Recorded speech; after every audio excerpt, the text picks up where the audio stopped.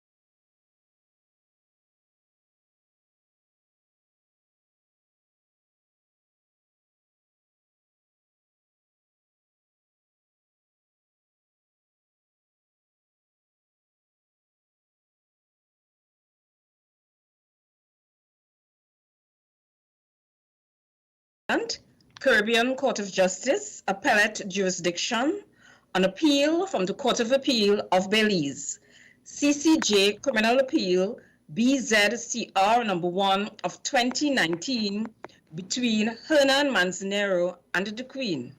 Today's panel comprised their honors, Mr. Justice Saunders, President and Presiding Judge.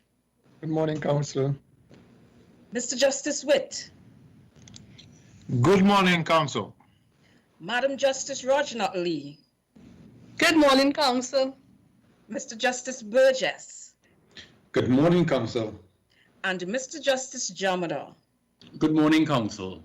Please state your appearances for the court. Thank you. Good morning, Your Honors. Mr. President, Anthony Sylvester appearing on behalf of the appellant in this matter. Sherilyn Vidal, Director of Public Prosecutions for the respondent Crown. Thank you, Counsel, and good morning to you again. Mr. Sylvester, are you ready to begin? Yes, Your Honor.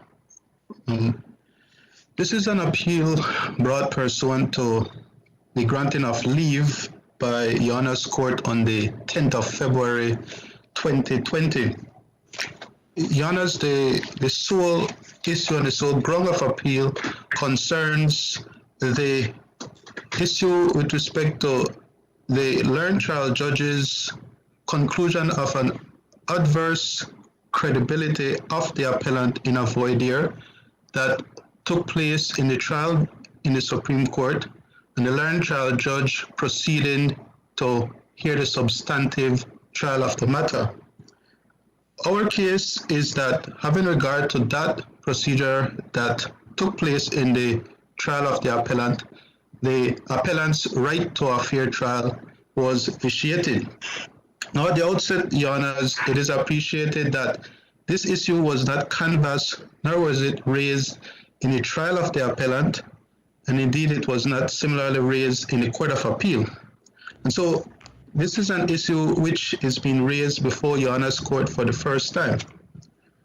It is our respectful submission, however, that having regard to, one, the fact that the appellant raised these issues frontally and primarily in his special leave application, and that can be found at paragraph A, page 2 of the record, or similarly at paragraph 15, page 8 of the record.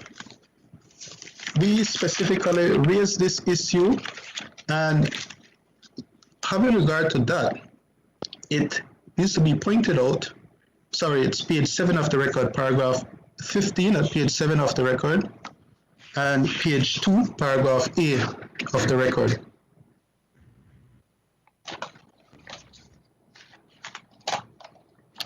Sure, if Your Honors are there as well. Yes. Yes, having regard to having raised this issue frontally, Your Honors, and the respondent having not objected to the application for special leave, and as well the Your Honor's Court having granted special leave, and the record of the Your Honor's granting of special leave is found at page 28 and 29 of the record. And it is important to note that Your Honors, in considering the appellant's then application for special leave, pointed out that having considered the matter, there were indeed proper reasons for the granting of special leave. Now, Your Honor, as indicated, the appellant is cognizant of this court's and indeed the established authorities' principle as it relates to having the permissibility of raising a ground of appeal the first time before Your Honor's Court. And we, in the supplemental authorities that were filed, raise and seek to rely on the position as stated by Mr. Justice Anderson in the Sheffet case. And that can be found at page 1081 of the record. And indeed, at paragraph 30 of that case, which is found at page 10 Sorry, that is found at page 1080 of the record. Mr. Sylvester, what I think we would do is you may proceed on your substantive submissions, and we may ask you to respond on these issues after we've heard from Madam DPP. Much obliged, my Lord President. Now, as we have set out in our substantive submissions and in our reply, the main issue which this appeal concerns is whether the learned trial judges, the procedure which obtained in the trial below of the learned trial judge proceeding to hear the substantive trial of the appellant, having regard to the, in our respectful submission, adverse conclusions of the appellant accused credibility in the voir dire. Now, it is appreciated, and I don't think there is any issue with respect to what we had set out in our main submission as it relates to the function of a voir dire and the necessity of having the procedural safeguard in a trial of an accused in ensuring that matters which are raised and which come which come to the fore in a voir dire are not taken into consideration by the trier of fact. Now, this was, as is common knowledge, a trial being done by a judge alone, and so the learned trial judge was in an invidious position of having to determine the question of law with respect to the admissibility of the caution statement. And here the issue concerns the second caution statement. There were two caution statements which were at issue in the trial of the appellant. The first caution statement was primarily exculpatory, and so the appellant indeed, in his evidence in the voir dire, explained that in fact he accepted that that was given voluntarily. However, as it relates to the issue of the second caution statement, if I may take your honors to the record as it relates to the appellant's evidence on the voir dire in respect to the second statement. And that starts at page 271 of the record. The appellant's evidence as it relates to the second confession statement.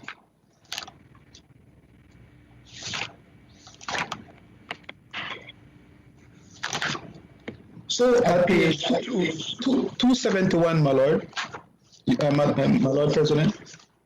Yes.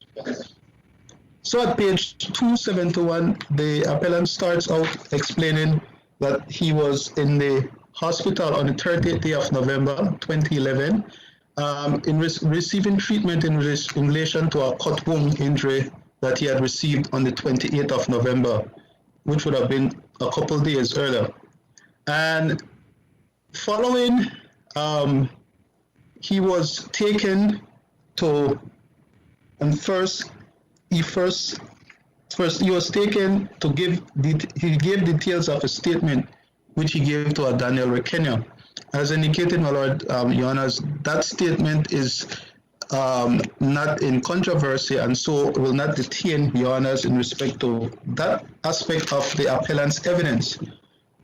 What is an issue is in relation to the second statement, and his evidence on that score starts at page 280.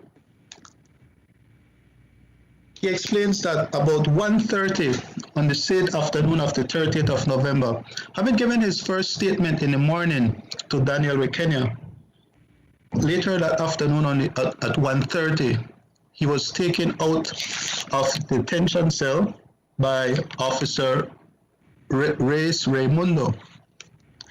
And he explains and goes through the series of threats and physical and bodily assault that was administered on him by Officer Raimundo. Now, as is common knowledge, the principal issue for consideration of the trial judge in determining the admissibility of a confession statement, a caution statement, would be whether it was voluntarily given. And the appellant specifically raised the issue of him having been oppressed to give this confession statement. He raised as well, and it could take you to Okay. Sylvester, we have all of that. yes. I want to get your submission clear. Is it that you're saying that once a judge who has a voir dire finds or becomes privy to matters which are subsequently deemed to be inadmissible, but which implicate the accused in the commission of the crime, that the judge should then stop the trial and recuse himself or herself from participating further in it? No, Your Honor, Mr. President.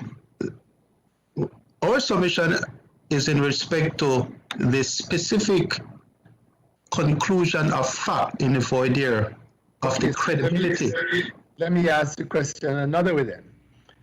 Are you saying that once a judge on a voir dire comes to the conclusion that the accused's credibility on issues relating to the voir dire is impugned, that the judge should then stop the trial and not proceed any further?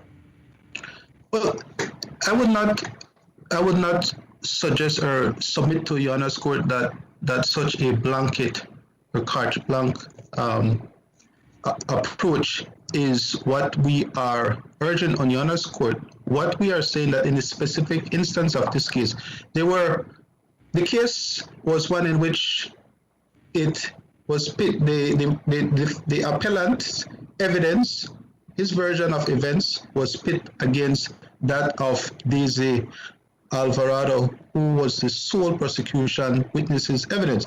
So at the end of the day, the trial of fact had to determine who he believed, who he believed gave more credible, cogent evidence. And I understand you. You see, I'm asking these questions because I want to get a clear sense of what is the principle that you are asking us to establish, because you keep confining it to this case, but yes, to my mind, there is a principle that you are seeking to extract from what occurred here. So is it that the principle is that where in a trial the issue is one of credibility, that a judge who has a voir dire in that trial and finds that for the purpose of the voir dire, the accused's credibility is an issue, that the judge should then no longer go on to hear the trial? I would add to that respectfully, Your Honor, Mr. President, where there is no other evidence on the prosecution's case, so that the sole evidence on the prosecution's case would be one witness, as opposed to, and we in our submission had made the point in respect to, for instance, the Salazar case, where there were other evidence which, and in that case, there was the question that concerned Your Honor's and the court was with respect to the admissibility of a dead witness's statement. But our submission and what we respectfully are indeed seeking and convincing before Your Honors is, as it relates to the question, where the situation arises that the sole evidence for the prosecution is one witness and there are no other corroborating or no other evidence which could assist the prosecution's case. So the court, at the end of the day, the trial judge is faced with the dilemma of having to determine who he or she believes, whether he believes the accused or whether he believes that sole prosecution witnesses evidence. Mr. Sylvester, for the purposes of your argument, does it matter if the sole witness's evidence is cogent or is weak? Are these things that you factor in? Or is it that if you had many other witnesses, you would not make the point? Or if you had one witness, but you had other incriminating evidence, forensic evidence, and so on? I'm not sure how you Yes. Yes. Is it just because Daisy's evidence was weak? I think you need to give us a little more. No, I'm sorry, Yana. Yana is right, and we're not contending that it is an issue simply of the evidence being weak or it being cogent, but as Yana had inquired, whether there are other incriminating evidence. If, for instance, there were evidence of blood being found on an accused, there are evidence of, say, maybe, for instance, a video footage of the incident.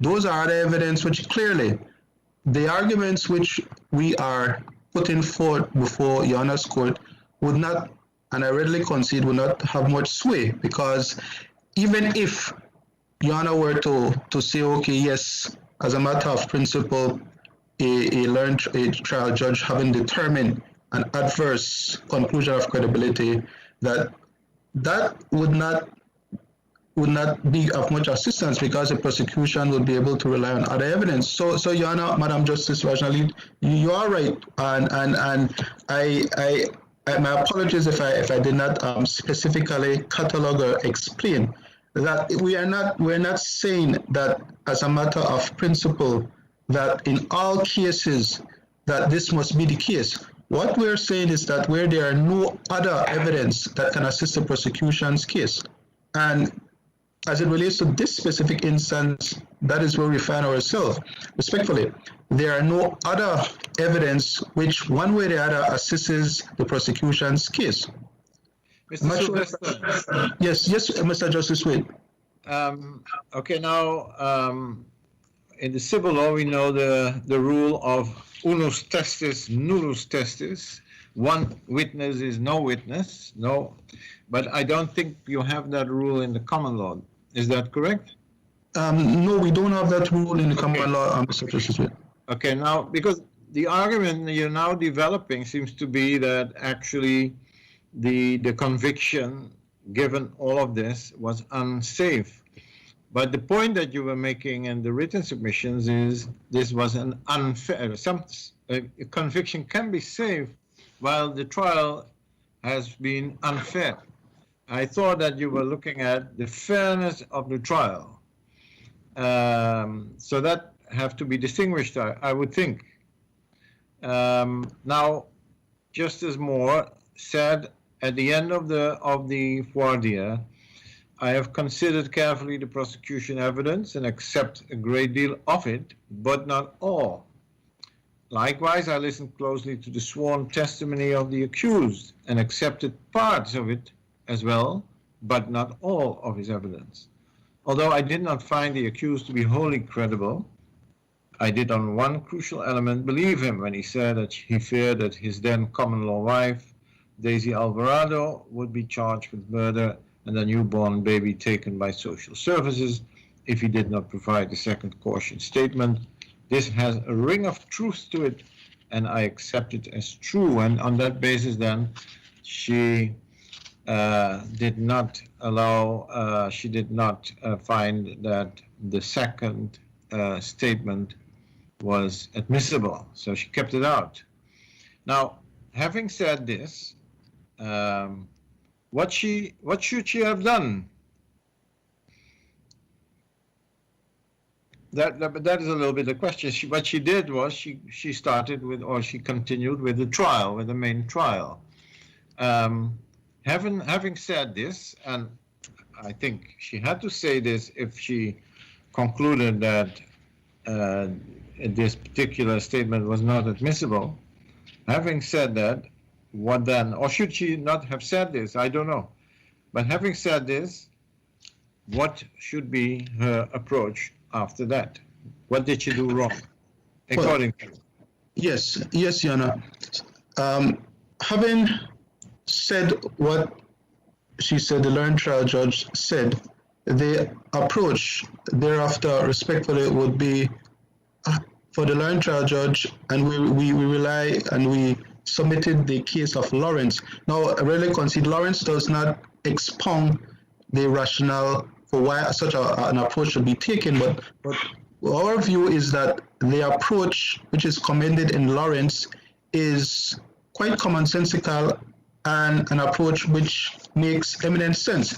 The learned trial judge would at that point not only have had information and knowledge of matters which ordinarily a trial of fact would not have had, but she in fact went further and made a determination of the credibility of the accused. So our position then is that we are respectfully submitting that at that point the learned trial judge ought to have taken the approach as was commended in Lawrence, which is to say is to invite counsel as to whether she should in fact continue with the substantive trial or not. Now, we really concede that, and because this is an era which is new, because the trial by judge alone regime has only been in existence in Belize since 2011, and it is the first time this specific issue is being raised. I could not find, speaking for myself, I could not find any specific authority other than the Lawrence case which suggested what approach ought to be taken when we're faced with a situation where a trial, the trial judge, who's a tribunal of law, and also the trial of fact is faced with a situation as obtained in the trial of the appellant, and Madam Justice Moore was faced with. But to answer my Lord, Mr. Justice, the Honourable Justice Witt's inquiry, we would rely on and submit that the approach as commended in Lawrence ought to have been taken given the what transpired. So by continuing the trial, the judge made it unfair? Yeah, well, it's not that continuing the trial that it made unfair, but the learned trial judges, well, the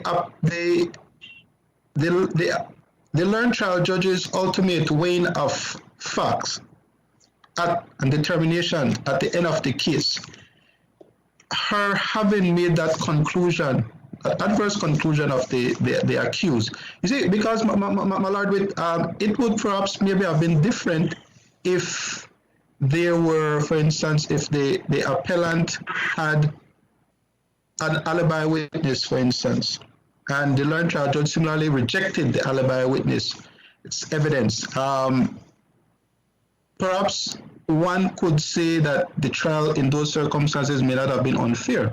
But you have a situation here where it's somewhat boxed in to the prosecution's main evidence versus the appellant's evidence, and so at the end of, and when one were to review the totality of the trial process, we would respectfully submit that in the circumstances that it would not have been fair for the learned trial judge to have continued and proceeded with the substantive trial. Now, she gave an extempore judgment, and in that judgment, she referenced the finding that she had made about the accused's credibility at the voir dire. Would you have made these same submissions if she had not done that? Or is it because she did that you were prompted to make this submission? Our submissions we would have made the same submissions if the learned trial judge did not, in her ruling, recorded and recall what was her reasoning in the voir dire. But what it does in our respectful submission, it reinforces the point that perhaps those matters in the voir dire still lingered. I would not go further, but simply say that it's clear that at that point, the learned trial judge would have very much live that issues or those issues that emanated from the voir dire.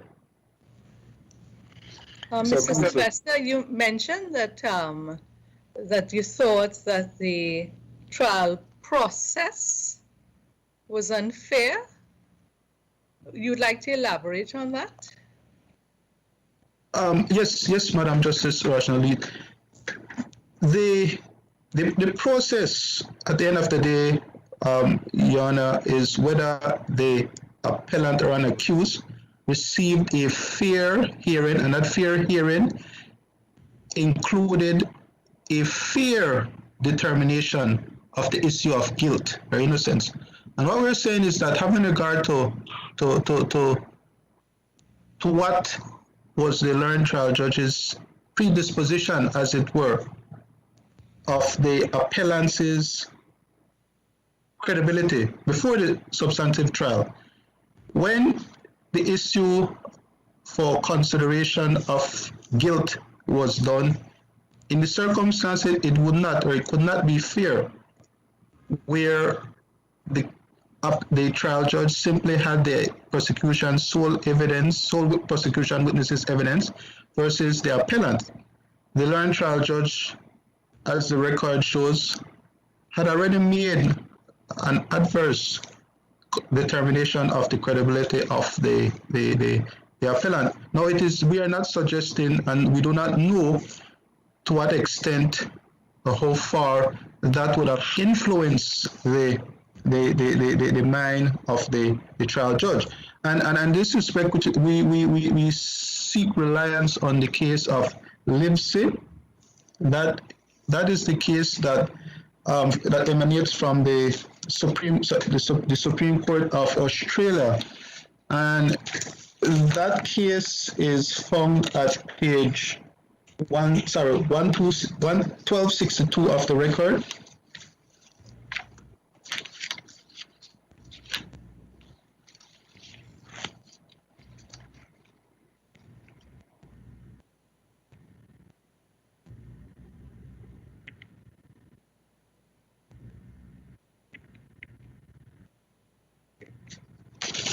And what we seek to extract from Livesey, and which we seek to rely on, the fact that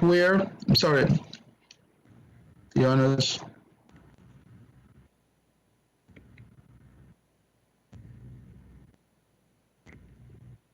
Yes? Yes. What we seek to rely on, extract from Livesey, is where a tribunal of fact we have made a prior prejudgment of the credibility of a witness. And that witness is a significant witness in the new proceedings. What Livesey explained and what Livesey sets out is that in such a situation, that trial judge ought not to proceed to hear the new matter. We have here a situation where there was a previous determination on the credit of the accused. The accused, as things turned out, in fact, was a witness. He gave unsworn evidence. It wasn't sworn evidence, but he gave evidence nonetheless in the form of an unsworn statement.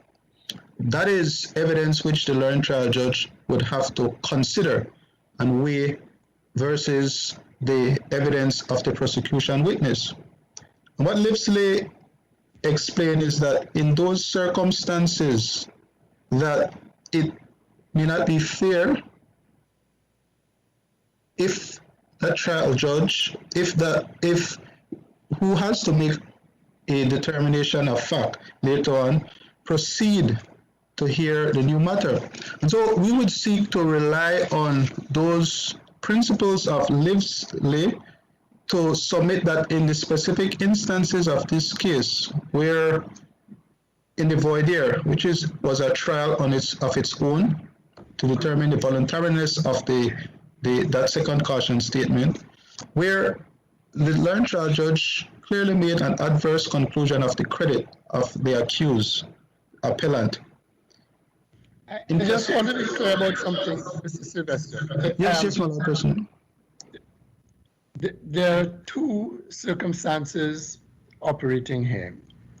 One is the judge's privy to a document subsequently ruled inadmissible that was a confession of guilt.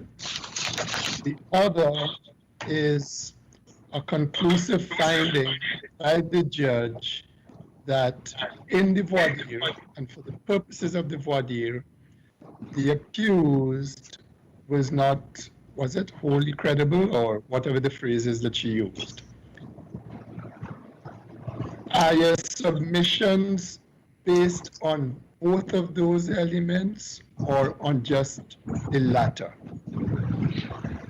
It is, rather, Your Honor, it's actually, my Lord President, is based on the former in terms of the conclusion of finding of credit. What we would say in respect to the trial judge's knowledge or being privy of matters in the voir dire, that would be an additional basis and support as to why the trial of the appellant would not have been, could not, in the circumstances, be fair. So okay, let me go again, Mr. Sylvester. If the judge had not expressed any adverse findings against your client's credibility, but the inadmissible confession had been placed before her, as it must have been because it was the subject of the voir dire, would you still have a problem?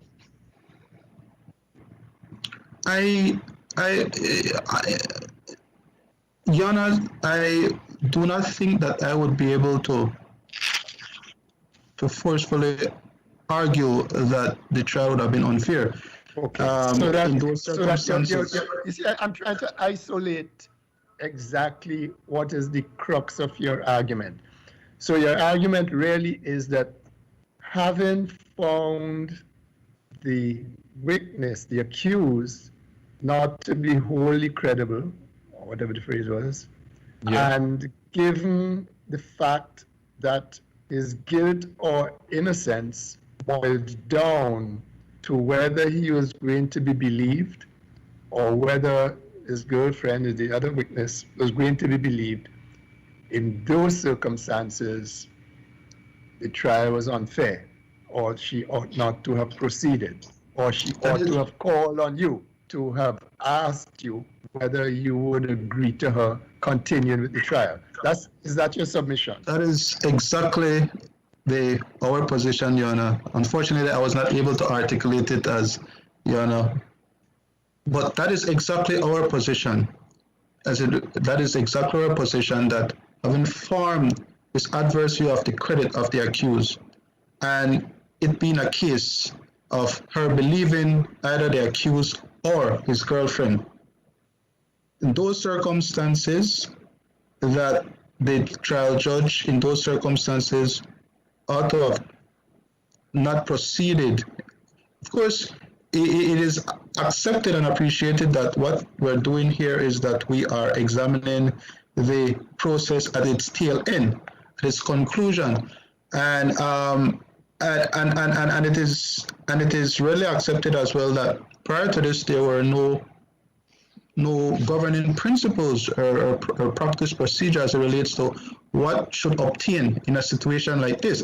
And for this reason, I had sought to make reference to Madam Justice Rajna Leeds' closing comment in the Hall case, because it's our submission that in a case like this, if the matters were properly canvassed at case management and our criminal procedure rules, I think like others in the region, do make provisions for pre-trial admissibility of evidence to be canvassed.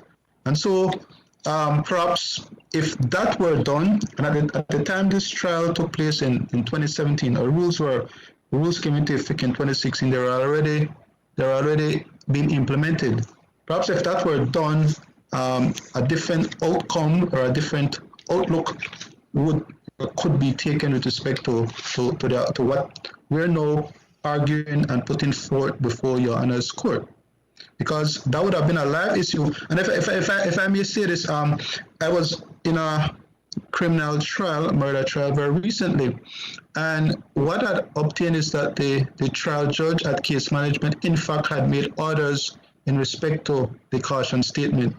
The trial judge had made specific orders that the caution statement would not have been admissible, and that of course led to a more smooth and more efficient and flowing process in the trial.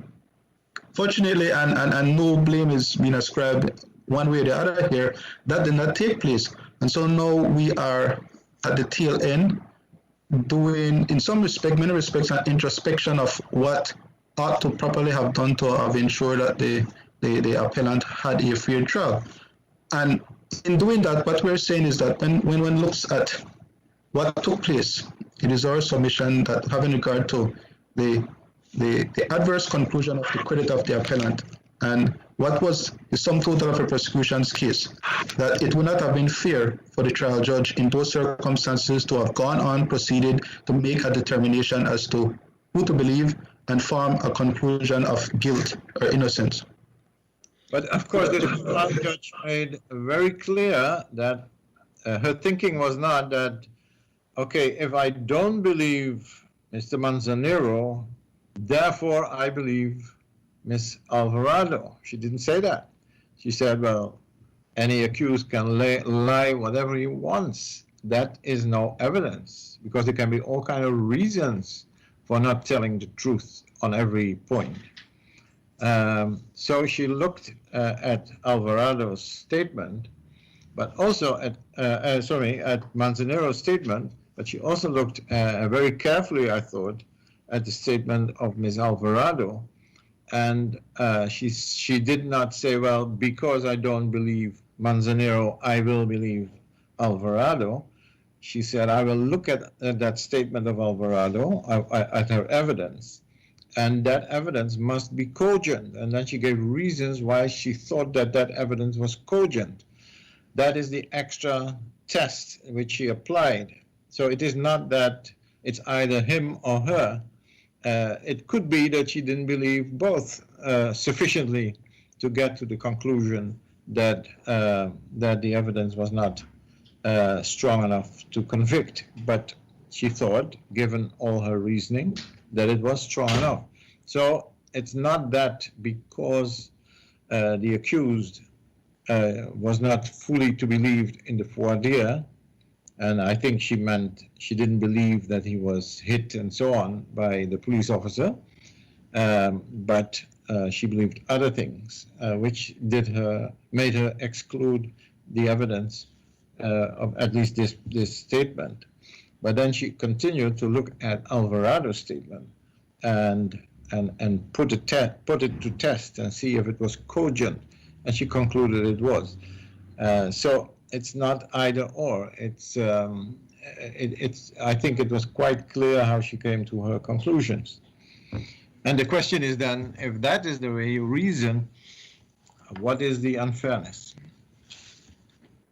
And counsel, while you're thinking about it, the Honorable President raised a question with you as to what if any, importance is this court to attach to the fact that a statement was made by Justice Moore in reference to the credibility of the accused? What are you putting any? Is this important at all for your submission as to fairness or unfairness of the trial? Yes, Your Honor, Justice Burgess. It is. In fact, actually, that is the gravamen of our submission and our ground. That adverse conclusion of credit of the appellant. But if I may, Justice Burgess, answer Justice Witt's inquiry question. As I understand it, the common law to be is that when a trial of fact makes a determination in a criminal trial, she considers the prosecution's case. Having considered the prosecution's case, then go on to consider the defense's case. There has to be inbuilt in that process a automatic rejection of the defense's case in order for the trier of fact to go back to the prosecution's case and be sure of the guilt of the accused. And so that in that respect, what we are submitting is that where you have the credit of the accused being impugned, in our submission, the accused then would start on a weaker footing, on a weaker wicket than the prosecution, because the trial judge has already made certain predetermination of his credit. But if I may take Your Honors also to the record to see how the trial judge ultimately determined the matter, if I may take Your Honor to page 656 of the record.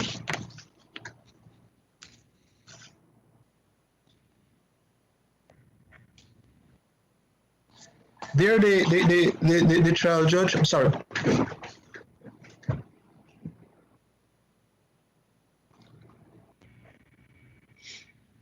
The trial judge was making a determination and reconciling some of the inconsistencies that may have emerged in witness Alvarado's testimony. But what we seek to rely on and what we would wish to urge Your Honor is this portion.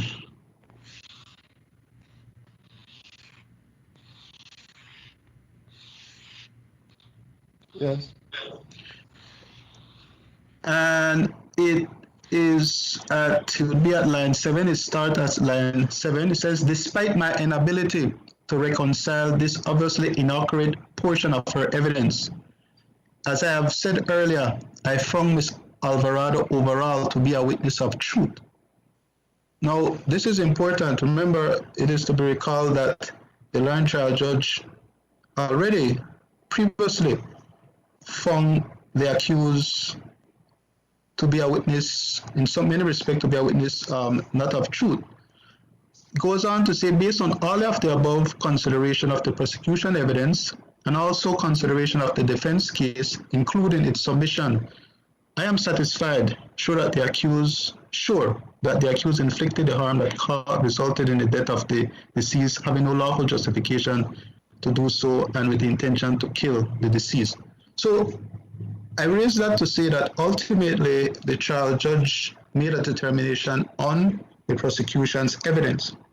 We're saying that, as is made clear in the learned trial judge's written judgment, that she found the prosecution witness more credible. In those circumstances, that is where the issue of the fairness of the trial begins to be magnified and comes to the fore. But aren't you stretching it a little bit? Now, if she had said, despite my ability to reconcile this obviously inaccurate portion of her evidence, as I have said earlier, I found Mr. Manzanero to be a witness whose credibility I cannot be convinced of. if she had said that, then I would accept what you were saying, but she didn't say that. She didn't reference her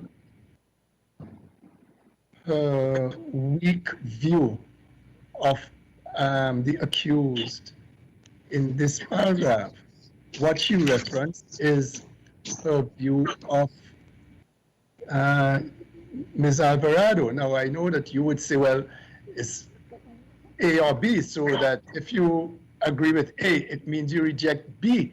Well, yes, you could say that, but a lot depends on how you express yourself as indicative of your reasoning. So that if she was convinced, as she clearly seems to be, that Ms. Alvarado was overall a witness of truth, that, to my mind, has very little to do with any notion that she did this because she had a poor view of the credibility of the accused.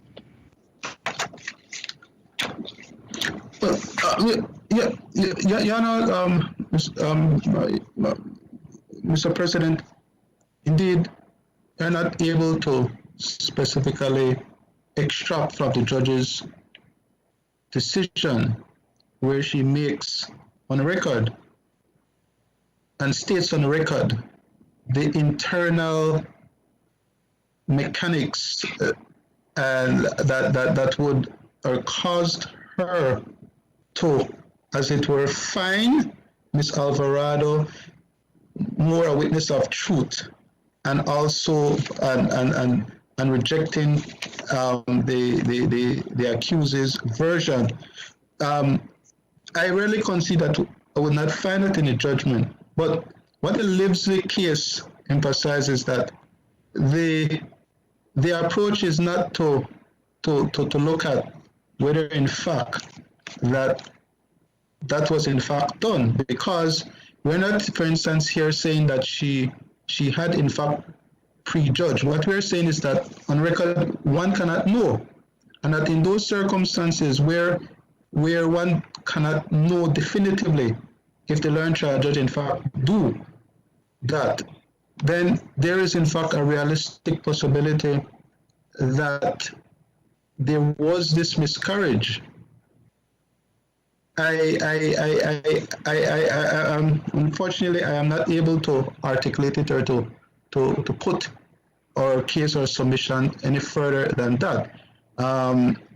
But what, as we understand, what the Livesey is saying is that one needs not to look at, the appellate court needs not to look in fact as to whether in making the determination, the tribunal of fact did do those things.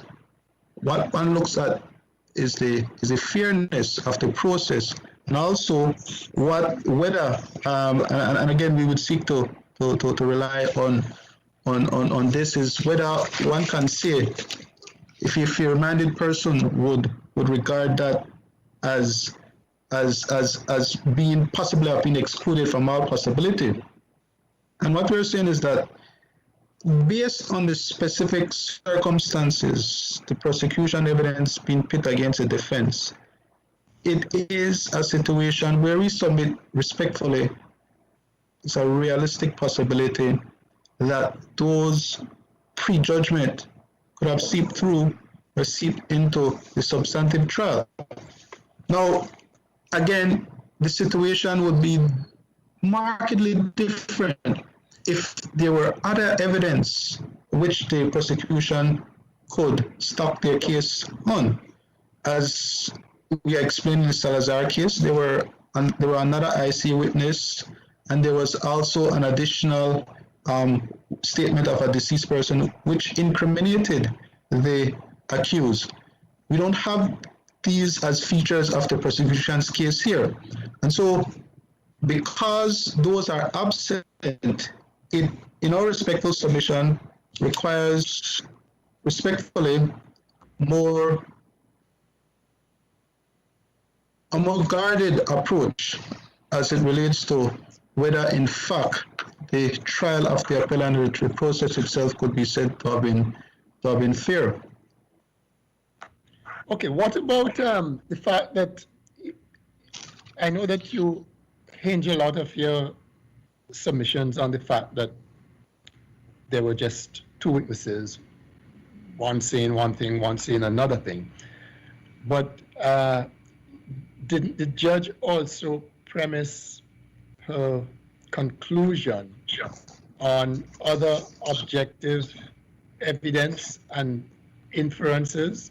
Like, for example, the knife in the car, the fact that the story of two men getting into an already relatively crowded car. She says it was a small car. We haven't seen it, but she would have seen it or know more about it than we do. Those other bits of objective evidence which did not depend upon her view of a tainted view of his credibility. There were an important discrepancy in respect to Ms. Alvarado's evidence in terms of the placement of the injury. Her evidence on that score did not reconcile. In fact, the last bit of the record which I was adverting Your Honors to was where the learned trial judge was trying to reconcile that aspect, the medical evidence, which showed where the injury was, and her evidence as relates to where she said she saw the accused inflicting stab injury. The trial judge, yes, indeed, considered all of these things. But ultimately, Your Honor, because even the trial judge, in fact, accepts at page 652 of the record that the defendants, the appellant's unsworn statement was in fact not altogether implausible. Indeed, she explains and she says that if I may take Your Honors to page 652 of the record, it is to be found starting at line 7.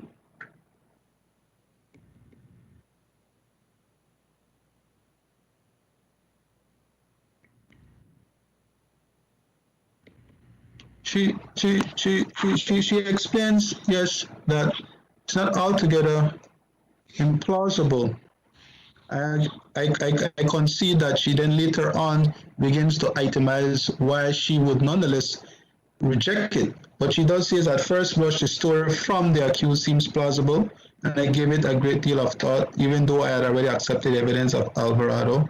It could explain how the taxi driver was killed and how the accused was injured, because in fact, remember, it is to be remembered that the appellant he suffered injuries, and he gave an explanation as to how his injuries were sustained. The learned trial judge, it is true, go on later to explain and detail why she would have rejected his unsworn statement nonetheless. But again, in the process of analyzing and examining the evidence of Alvarado and the evidence of the accused appellant, there must, it is respectfully submitted, be an inbuilt process of considering whether they were witnesses of credit. And so, respectfully, we come back to that issue. It is respectfully being submitted, Your Honors, that it cannot be removed from consideration that the trial judge would have seen and evaluated the witness's demeanor, the way the the appellant would have stood up to piercing questions in the voir dire. Those are enduring impression of the accused, respectfully, that we submit that there's a real possibility that enduring impression may have lingered into the substantive trial. Okay. I think we get the gist of your submission, and if I could sum it up, you're saying that, look, given the judge's ruling that she had problems with the credibility of the accused at the voir dire, and given the peculiar circumstances of this trial, where predominantly it is the truthfulness of the accused versus the truthfulness of what was described as the star witness of the prosecution,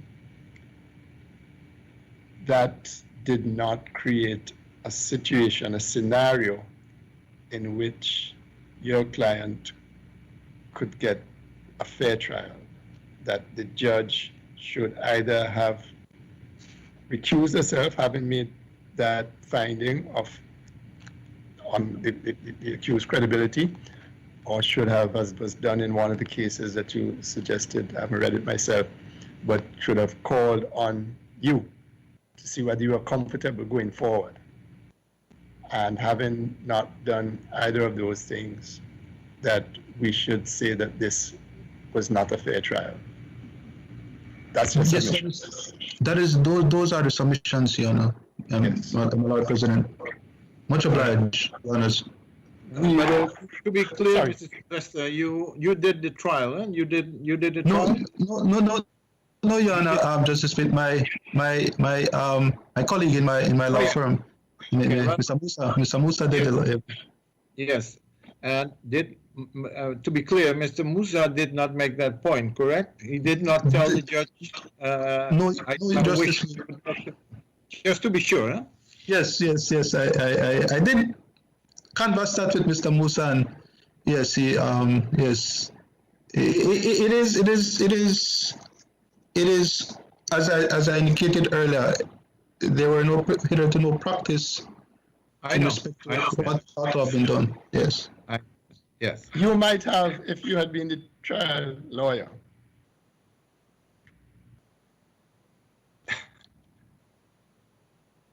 You didn't hear me. Never mind. Okay.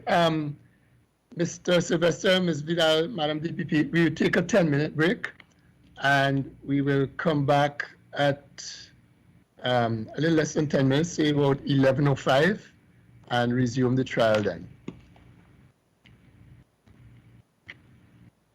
Obliged.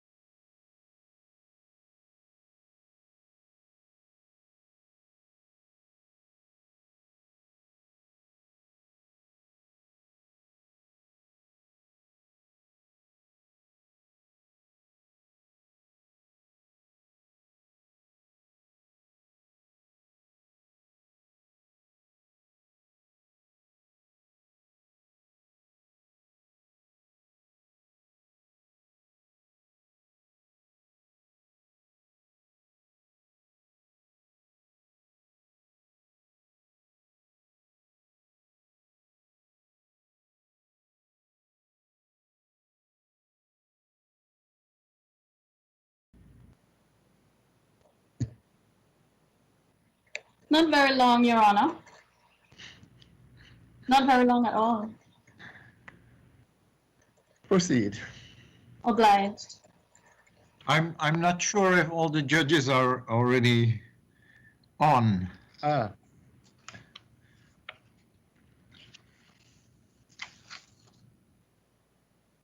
I'm here. okay. Justice Burgess? Justice Burgess.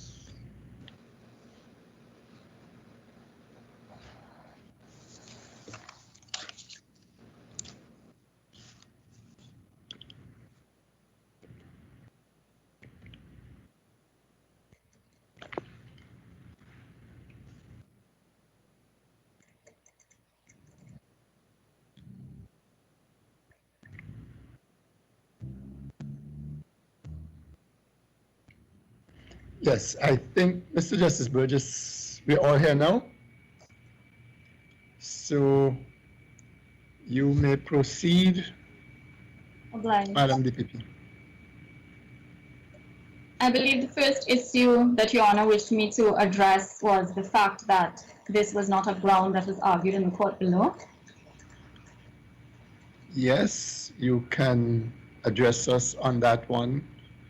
Simply to say that the respondent has no difficulty with the ground being argued, notwithstanding that it was not argued in the court below. The only thing I would say is that I am of the view that the ground should have been drafted to reflect that it was in fact a new ground that had not been argued in the court below, because to frame it in the way that it was framed, that the Court of Appeal erred in law by not finding, suggests that it was an argument that was raised in the court below and that was determined in a particular manner by the court below. And I think that is a bit unfair to the court since it was never canvassed at all. So that would be my only comment, but I have no difficulty in the ground having been raised at this stage. Yes, thank you. The respondent obviously opposes the ground of appeal on the three bases that were set out in paragraph 5 of my submissions. And these are that the learned trial judge's findings on the voir dire played no part in her consideration of the verdict. Secondly, that even though the learned trial judge had rejected the version of events given by the appellant in the main trial, she was acutely aware that her view of the credibility of the appellant did not entitle her to convict him. And thirdly, that the conviction was based solely on her acceptance of the prosecution's case, having found that the prosecution's main witness was credible and convincing. The ground of appeal that was raised by the appellant is very specific. It says that the learned trial judge's adverse conclusion of the appellant's credibility in the voir dire resulted in the appellant being denied a fair trial. During the course of his arguments, my learned friend seemed to be suggesting that the wording should have been may have been denied a fair trial as opposed to was denied a fair trial, because my learned friend could not point the court to any specific paragraph in the judgment of the learned trial judge which suggests that the learned trial judge was in fact influenced by her view of the appellant when he gave his testimony on the voir dire. So what in fact this ground is doing, Your Honors, is to invite the court to go behind the actual words of the judge as expressed in the judgment, and to find that even though the judge did not at any time express any view that suggested that she was still laboring under the conclusion she had made at the voir dire, that in fact she must still have been influenced by that finding that she made. If I may take Your Honors to the actual words of the judge in paragraph 47 of her judgment, which can be found on page 973 of the record.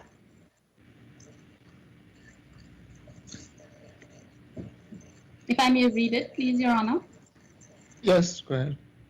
While considering the unsworn statement of the accused, I continue to direct myself that the accused has nothing to prove in this trial, and even if I do not accept his unsworn statement as true, I may not convict him because I do not believe him. An accused person may fabricate a defense for different reasons, but this does not mean that he is guilty of the offense. If I conclude the accused is lying, this may affect his credibility only. It cannot be a factor in determining his guilt. It is the prosecution evidence that must make me feel sure of the guilt of the accused in order to convict him. As I have previously stated, the prosecution evidence has made me sure of each element of the offense of murder. Because the prosecution evidence has made me feel sure and left me without any reasonable doubt that the accused intentionally and without lawful justification caused the fatal harm to the deceased, I do not and cannot accept the core of what the accused said in his doc statement, that he did not inflict the fatal injuries on the deceased. I reject his account of what happened and thus give the unsworn statement of the accused little to no weight. This paragraph, Your Honor, comes after the paragraph, this is paragraph 46 on the previous page, in which the learned trial judge went through an analysis of the statement that the accused, now appellant, had given from the doc and set out the reasons that she could not accept the version that had been given by him. Previously, when considering the prosecution's case, again, the learned trial judge had set out in detail the reasons that she accepted the evidence of Daisy Alvarado, given the analysis as to the different things she said, the discrepancies, the inconsistencies in her evidence, and showing why ultimately she still accepted her as a witness of truth. Nowhere in any of this analysis did the conclusion made by the learned trial judge on the voir dire factor in. But this ground of appeal is seeking to have the court factor it in when it does not exist on the judgment. No, but Madam DPP, the judge did a couple of things here which I don't think represented best practice. She gave two judgments. She gave an oral extempore judgment, and then she gave, if you want to be uncharitable, you might have said a sanitized, proper written judgment. And in the former, she referenced the voir dire and the fact that she had made this unfavorable finding about his credibility in the voir dire. So it is not surprising that while counsel for the accused points us to the extempore judgment, you are pointing us to the refined one. And there are these, it might be a little harsh to call them discrepancies, but there are certainly these important differences between the two. Your Honor, in the oral judgment that was delivered, the reference to the finding in the voir dire was just by way of recapping what had happened during the course of the trial. In relation to what I have just read, at no point in that oral judgment was there any departure to suggest that the learned trial judge was still thinking about what had taken place at the voir dire and the conclusions that she had drawn. And it has to be noted, Your Honor, that even with that finding on the voir dire, the statement was excluded. The judge did not accept part of what the accused had said, but accepted another part of what he had said, found him to be credible on that point, and excluded the statement. In the same way, clearly, the judge said that she did not accept all of what the prosecution witnesses had said on the voir dire either. But of course, ultimately, the reason for excluding the statement was that she felt that the accused was being truthful when he testified on a voir dire that he was afraid that his then common law wife would have been arrested and charged for murder, and that is why he gave this statement. But even with the sanitized version, even if we were to forget the sanitized version and look only at what forms part of the original record, there is no suggestion on any page that the learned trial judge took into consideration when analyzing the evidence to see whose evidence she would have accepted, or whether or not she would have accepted the statement from the doc, that she factored in her previous conclusion in relation to the credibility of the appellant. And in the face of that, Your Honors, how can it be possibly concluded that there must have been or was likely to have been an unfair trial? My learned friend has pointed to nothing specific to be able to advance this point. My learned friend, in fact, said, I can't find it in that judgment. We are not saying that the learned trial judge prejudged. We cannot know definitively, but there's a realistic possibility that it could have occurred. The court is being invited to read something into the judgment that does not exist there. Okay, you began very importantly by referencing a very important distinction between saying on the one hand that the particular finding resulted in an unfair trial as opposed to it may have resulted in an unfair trial, and you pointed out that counsel seemed to have shifted from saying that it resulted in an unfair trial to trying to submitting that it may have resulted in an unfair trial. Suppose it may have resulted in an unfair trial. Suppose that was the bar that he had to meet. Would that bar, if he had met it, be sufficient to vitiate the conviction? I would have to say in response that he would not have been able to meet that bar either, Your Honor.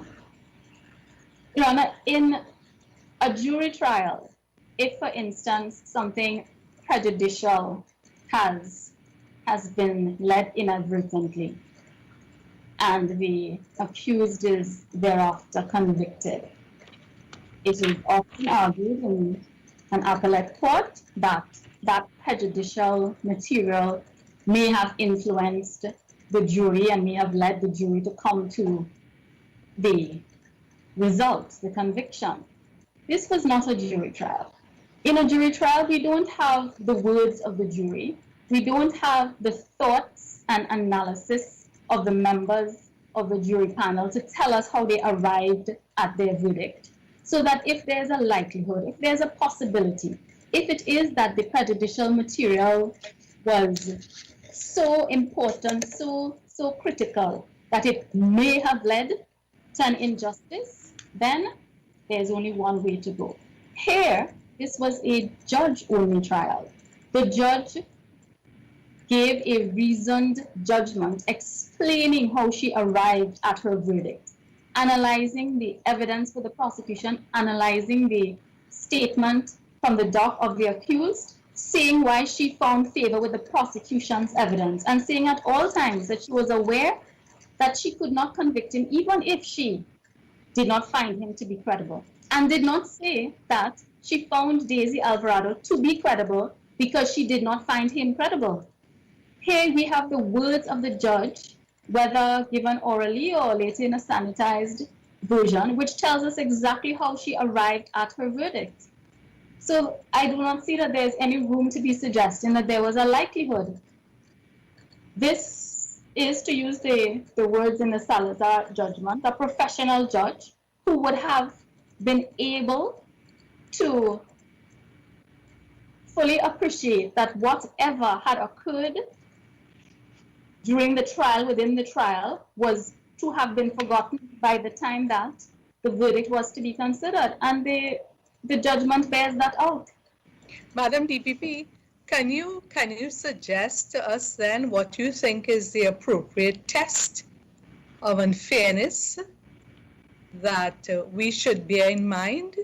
You mentioned likelihood of unfairness. You mentioned prejudicial material that may have led the jury and so on.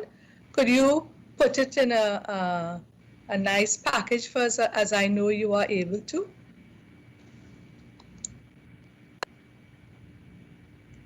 I don't think I would be able to come up with such a nice package on the spot, Your Honor, that might be quoted in a judgment to say that the learned DPP suggested to us that the test should be. Okay, let me ask you another question. The cases of Lawrence and Livesey, did you read them? Yes, I have, Your Honor. I haven't, not yet. What is your response? Counsel cites these cases as supporting his view that the judge's mind, having been poisoned as it were, ought not to have continued with the trial, or ought to have called on counsel, or somehow that affected the rest of the trial. Your Honor, the Livesey case is a totally different footing from the facts that are before us here.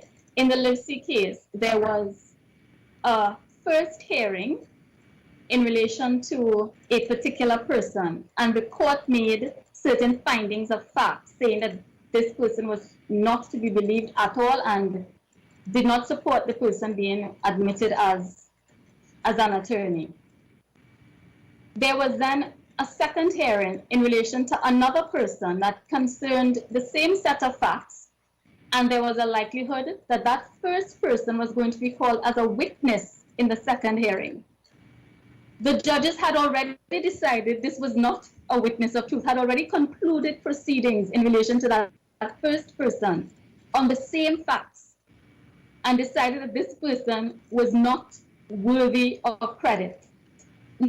Now these judges were going to sit in the second hearing where this person may have been a witness, and there was an objection that you've already concluded that this person is not to be believed. If this person is called in the proceedings, there's already a decision. It would not be fair. We want a new panel.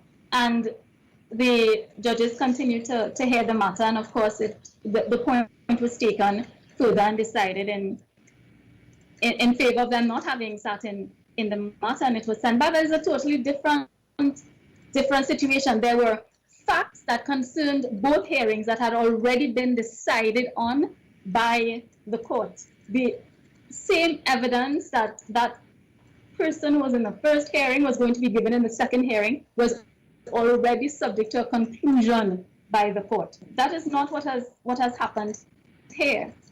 In our case, the appellant gave evidence in relation to certain things that happened regarding the statement. A decision was made. Then the issue in the trial was whether he had actually committed the offense. And what happened at the voir dire played no part in that ultimate decision.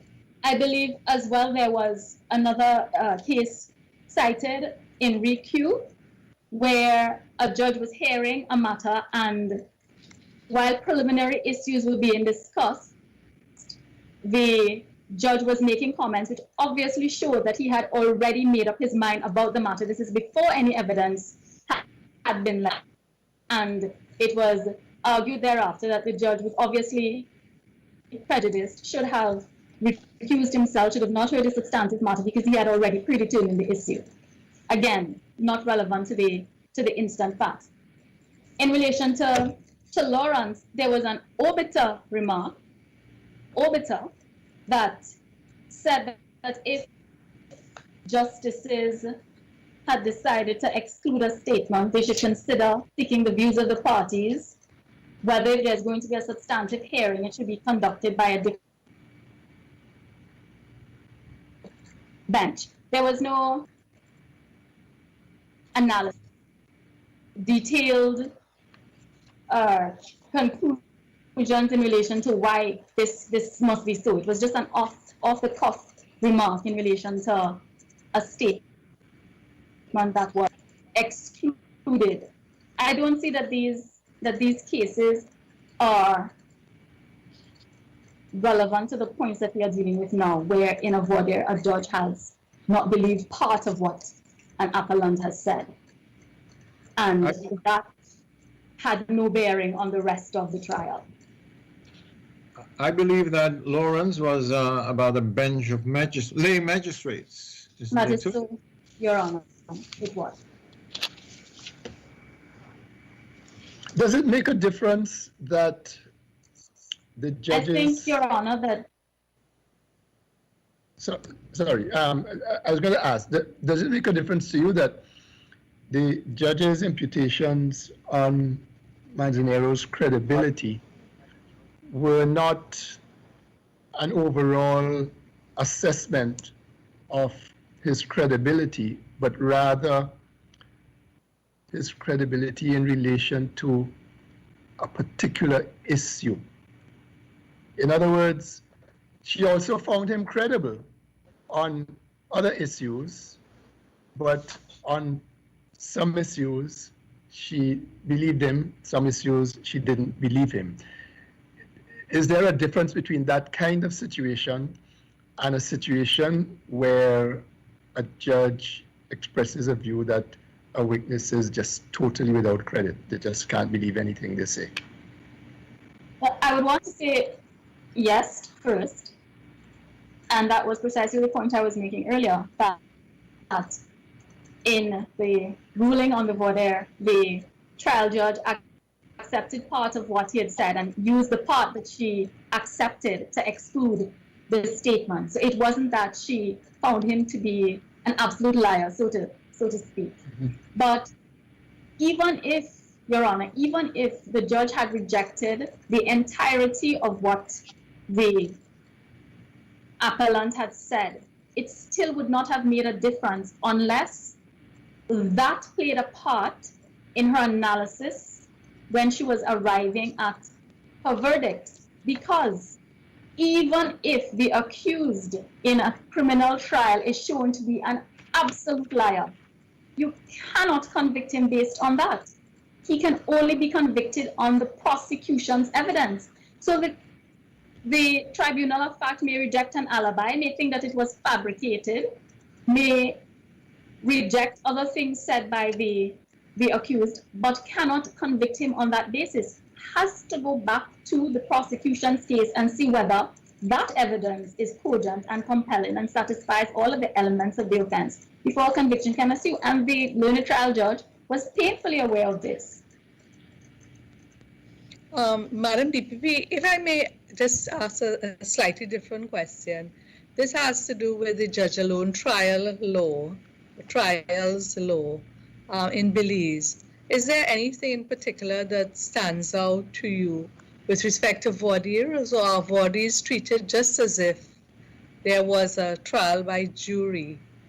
And then your friend made, another part of the question would be, your friend made some remarks about the criminal procedure rules of 2016, in particular, I think Rule 4.2, and the fact that, is that by any stretch of the imagination, or perhaps I should use more neutral words, is that in fact any sort of practice in Belize, that one judge case manages and sees that there may be an instant where that judge may have to rule on credibility in a voir dire on a statement, a caution statement, and therefore does that and passes the matter on? Do any of those things exist in Belize? Could you let us know?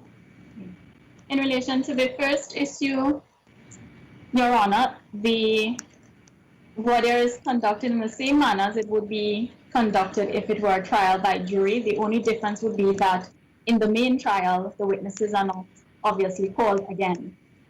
If it were a trial by jury, after the witnesses have testified in the voir dire, if the statement is admitted, then those persons who are relevant to the recording of the statement would again be called in the main trial.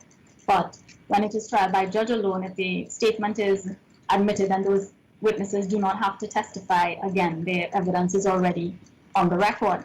In relation to case management, while of course during the course of case management, the judge is able to exclude evidence, give a ruling in relation to evidence, it is not the practice, as I know it, that judges make decisions on the admissibility of statements under caution, where the prosecution indicates that at trial they will be seeking to admit them.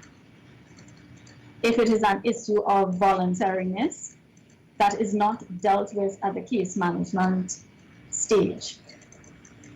But I want to take you now to criminal procedure with these judge-alone trials and voir dires. In this particular trial, it would have been clear from the very beginning that the accused was going to challenge that second statement, and that there would therefore have to be a voir dire on it. What prevented that voir dire, if anything, from being done well before the trial date?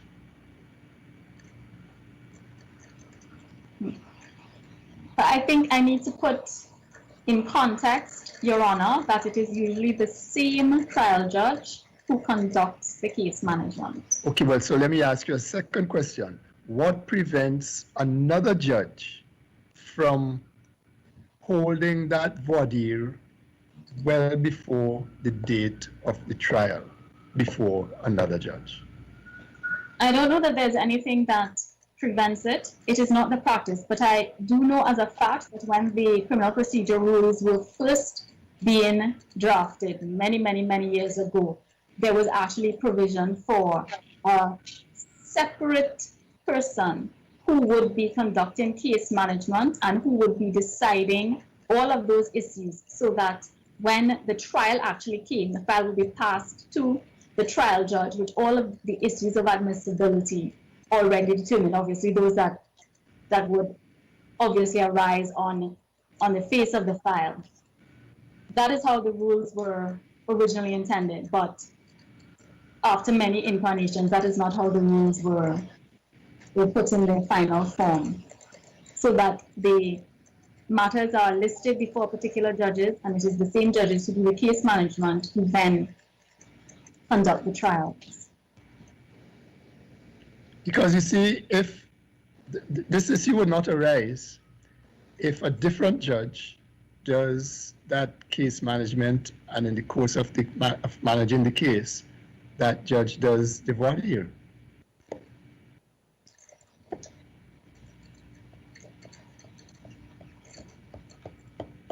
Yes, is there anything else? Maybe I could ask this question, because I read in the certain decision of the Court of Appeal, that was the first case, I think, in the judge alone. Yes, I paid that one. And the court said there is no rule that in a trial by a judge without a jury, the judge should not hold a voir dire. It's a matter for the discretion of the judge. So at that time, the Court of Appeal apparently thought that you might as well not have a voir dire at all. That is what you could read into it. But apparently the practice is that that there is no discretion exercised, and that if there is an issue that you would normally deal with in a voir dire, normally in a jury trial, you would also do that by voir dire in a judge-alone trial. Is that the case? I don't know that the Court of Appeal was really saying that there wasn't need for one. In the Akin 13 case, the judge did in fact conduct a voir dire, and I believe on appeal it was being suggested that one was not necessary. And so the court may have remarked that there is no rule that it should not be conducted or that it should be conducted. It is up to the way that the judge is running the trial, but I don't think that the court meant to suggest that there should not be one. But in practice, it is. Yeah, but of course, from a logical point of view, but that's always very dangerous to apply logic to criminal procedure. But for example, in the Gauthier case, Justice of Appeal Dubé said things like the commonly accepted expression in our case law that the voir dire is a trial within a trial is only an expression, not a fact. There is in fact only one trial. But in the portion which takes place before a jury, it is the judge's duty to take all possible precautions to ensure that the jurors are not influenced by unlawful and inadmissible elements of evidence. However, in trials before a judge sitting alone, those formalities become completely pointless. The evidence heard by the trial judge on the voir dire is as much part of the trial as any other evidence. Now, he was not followed by, at least not by a majority of the Supreme Court in Canada on that point, but this is something you will hear more than once. The question, what exactly, how do we have to see the voir dire in a judge alone case? Because the dynamics of criminal procedure, whether you like it or not, completely change if everything is in the hand of one and the same judge. We still try to apply these old principles, which are fine for a jury trial, but we are applying them on something that is quite different now. But anyway, sure. I'm saying this to provoke a reaction. There are a few reasons that I believe there should be a voir dire, even in a judge-only trial. If, for instance, the only evidence of the Crown is a statement under caution made by an accused person, then if it is the judge is not going to hold a voir dire, but is going to, at the very end of the case, say whether or not that is admissible, then we run the risk of wasting judicial time. Because instead of holding a voir dire at the commencement of the case, getting a ruling as to whether or not it is admissible, if it isn't, we have to stop our case. If it is, we proceed with it. We will lead all of the evidence in the case, and then at the end of it, find out that we shouldn't have bothered. That's the first thing. The second thing is, and I have a list because I anticipated this issue. The second thing is that the prosecution and the defense need to know the case as the case is proceeding. So the prosecution may have a statement under caution, it may have other evidence, but the prosecution needs to know as it is leading that evidence, what the actual evidence is in the case against the accused. Likewise, the accused needs to know whether he needs to bother to put up a defense to what is in that statement under caution, or what defense he can possibly go on and run. And this becomes an issue when it's time to address the judge as well. If neither party knows whether that is actually going to form evidence, it's going to waste some time. It's going to have you focusing on things that you need not possibly focus on. And even more importantly, in a voir dire, depending on what is being alleged by the accused, he has to make a determination as to whether or not he's going to testify, or he's going to, in our jurisdiction, make a statement from the dock or remain silent. There are some allegations that really necessitate him going into the box. For example, if he is alleging violence at the hands of the police, etc., they necessitate that he goes into the box and he testifies about that. But when he does that in the voir dire, he only opens himself up to cross-examination in relation to those specific issues in the voir dire, not in relation to his guilt at all.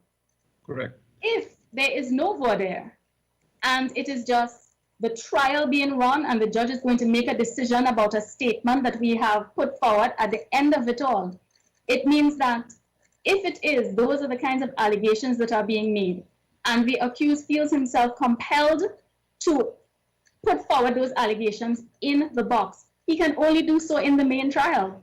He will then have to open himself up to cross-examination in relation to all of the issues in the matter, and that may not have been his desire. But if there's a voir dire, that avoids that. So I believe that there must always be a voir dire. It protects the position of the prosecution and it protects the position of the defense. Yeah, the only question would then be whether it should be as ring-fenced as it is in the jury trial situation. I mean, we've seen several cases cited, the Brophy case, for example, where in the voir dire, the defendant admits, I was a member of the IRA, and that was exactly what the accusation was. And then the outcome of the trial is that could not be used against him to prove that he was a member of the IRA. So you get quite interesting results, which are more understandable when you deal with a jury trial than when you deal with a judge alone trial. But anyway, I suppose those are issues that need to be developed later on. It is a problem, you could say, that in the voir dire, the accused is more or less compelled to testify and to submit themselves to cross-examination, if only to points that deal with the admissibility of certain evidence, and that in the main trial he can just remain silent. So there are issues there clearly, and one of those issues is probably, yeah. And another issue might be, but I think that is for next week, depending on how you interpret legislation. If in a voir dire, if there's only one piece of evidence and the judge in the voir dire directs him or herself, I cannot admit this evidence and therefore the end result is an acquittal. If it is a directed acquittal, for sure the DPP can appeal that. If it is not a directed acquittal, then okay, depending on how things are interpreted, and we will look at that next week, it might be that you cannot appeal. So there are all kind of consequences connected with this concept of voir dire in a judge alone trial. But anyway, to be sure, the voir dire is not part of legislation. Huh? This is just common law, is it not? Yes. Yeah. Yes. Okay. Great. Yeah. Thank you. Yes, is there anything else, Madam DPP? Unless I can assist the court further, the main thrust of my argument was simply that the ground doesn't of the ruling of the judge. Sorry, we lost you a little bit. You said the ground and then I didn't hear anymore. I said that unless there is anything further that I can assist the court with, thrust of it that was argued by the appellant does not find any foundation within the four corners of the judgment of the learned trial judge. I see. Okay. I want one clarification, if I may. You said something about it. This is if you give the job of the voir dire to one judge and the main trial to another. Now, there can be voir dires where you have to hear quite a lot of witnesses, which you would also have to hear probably in the main trial. Now, if the voir dire is done by another judge, that means you will have to hear those witnesses in the main trial again. But if you have the voir dire before the same judge, how do you deal with that in practice? Is there an agreement between counsel that you can simply use those statements, the evidence, in the main trial, or how does it work in Belize? Once the witness has testified, then it is understood that the witness will not have to be recalled before the same judge to say the same things. So it is only after the ruling that the officer who recorded the statement is called back in to read the statement into the record. Oh, it is read into the record? Yes. Is it in the rules, that provision? Is it provided for in the rules? It is not. Okay, thank you. Thank you. Yes, thank you very much, Madam DPP. Mr. Sylvester, is there anything that you wish to say in response? Very briefly, Your Honors, in respect to the issue that the learned trial judge determined in the voir dire, that of voluntariness, I wish to point out, and I would respectfully seek Your Honors to advert Your Honors to those pages in the record, page 275 to 286. The almost the entire evidence of the appellant in the voir dire was, as it relates to whether he was beaten by Officer Reyes. What the learned trial judge found and why she excluded the statement was based on her believing one portion of his evidence that he believed that his common law wife would have been locked up. And that can be found at page 284. The honors will see that it is two lines out of so many pages in the record of the evidence. The point, and I highlight that to merely say, is that it is not an insignificant point, and it's not a fleeting point which we raise in terms of what and why it is important to consider the effect of the adverse conclusion of the appellant on the voir dire. His sum total of his evidence, a majority of his evidence, most of his evidence was on whether he was beaten, and that was clearly rejected by the learned trial judge. So I think important to point that out. And in terms of the Livesey case, if it is that a court and the High Court in Australia so found that when a previous conclusion of the credibility of a witness was made, and that was used as a basis for the appellate court to deem that the judges ought not to have heard the new matter, we think respectfully that an even higher premium should be placed when an adverse conclusion is made on the credibility of an accused. He is the person who is on trial.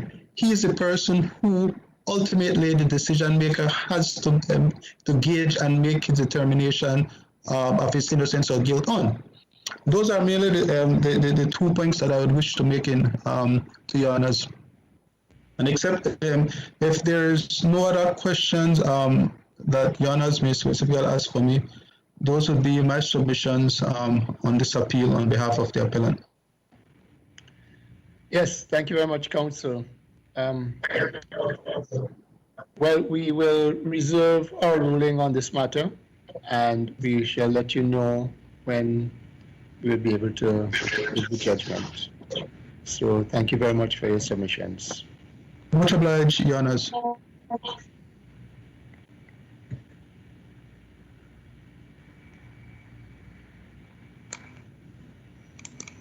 Court stands adjourned. Thank you.